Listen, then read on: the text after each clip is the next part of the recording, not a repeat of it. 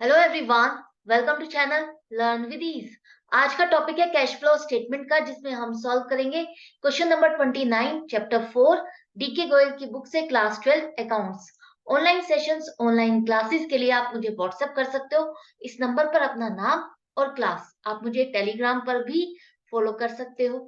तो क्वेश्चन में दिया है कि आपको cash flow from finance activities calculate करनी है। कैसे करोगे देखो। समझो आपके पास 2 सालों की इंफॉर्मेशन है और आपको चाहिए क्या, फाइनेंस एक्टिविटी में हम फंड्स कहाँ से अरेंज करते हैं वो सब आपको देखना है। या तो आप शेयर्स को इशू करते हो, डिवेंचर्स इशू करते हो, या कहीं से लोन लेते हो, और उस पैसे को जो आप अरेंज करते हो उस पर आपको कुछ खर्चा भी करना पड़ता है। जैसे कि लोन पर आपको इंटरेस्ट देना पड़ेगा, डिवेंचर से तो उस पर इंटरेस्ट देना पड़ेगा, और शेयर से तो उस पर डिविडेंड देना होगा। तो सबसे पहले देखो, यहाँ पर इक्विटी शेयर कैपिटल है जो कि 10 लाख से 12.5 लाख हो गई। ड्यूरिंग द ईयर जो चेंज आया है वो 2.5 लाख का चेंज आया है, कि 2.5 लाख से आपकी शेयर कैपिटल बढ़ गई। अब इससे रिलेटेड कुछ इंफॉर्मेशन भी लिखी है। यहाँ पर कहा है कि इस साल कंपनी ने बोनस शेयर इशू किए हैं 4 पर 1। 4 शेयर जिसके पास है, 4 शेयर के ऊपर उसको 1 शेयर इशू किया गया है, और वो भी फ्री में। कैपिटलाइजिंग रिजर्व लिखा हुआ है, इसका मतलब अपना ही पैसा यूज करके हमने आगे शेयर्स इशू किए हैं। फ्री में आपने शेयर होल्डर को शेयर दिया है, इसमें आपके पास कोई फंड नहीं आया, कोई पैसा नहीं आया, कोई इनफ्लो नहीं हो रहा।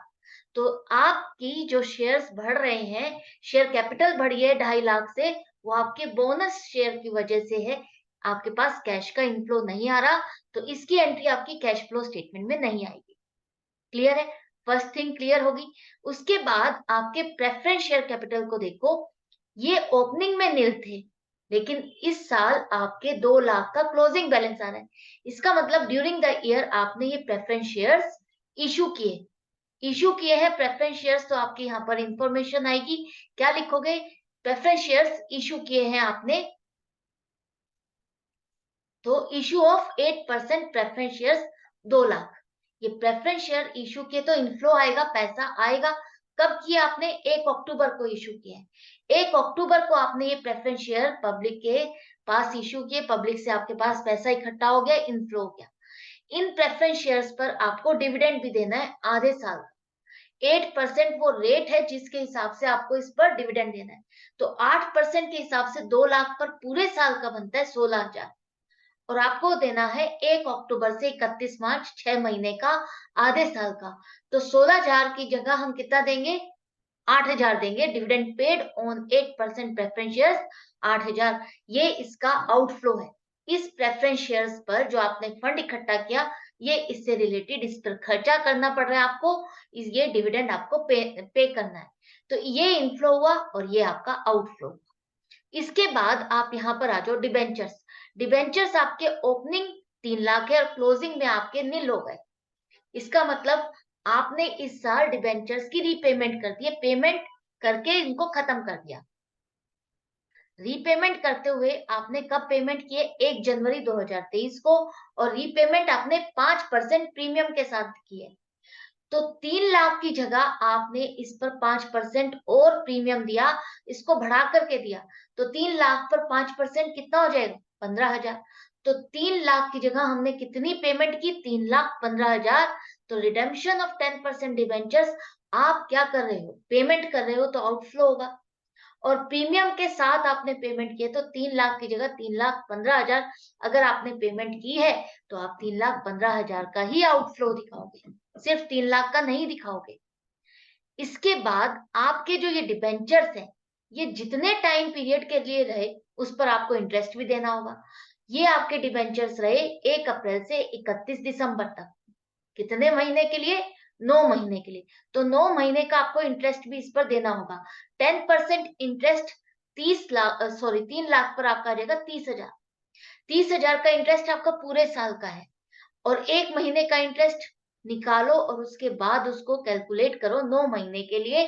तो 9 महीने का इंटरेस्ट आपका बनता है 22,500 रुपए, जो कि आपको डिबेंचर्स जो आपने लिए थे उसका ये खर्चा आपको डालना होगा।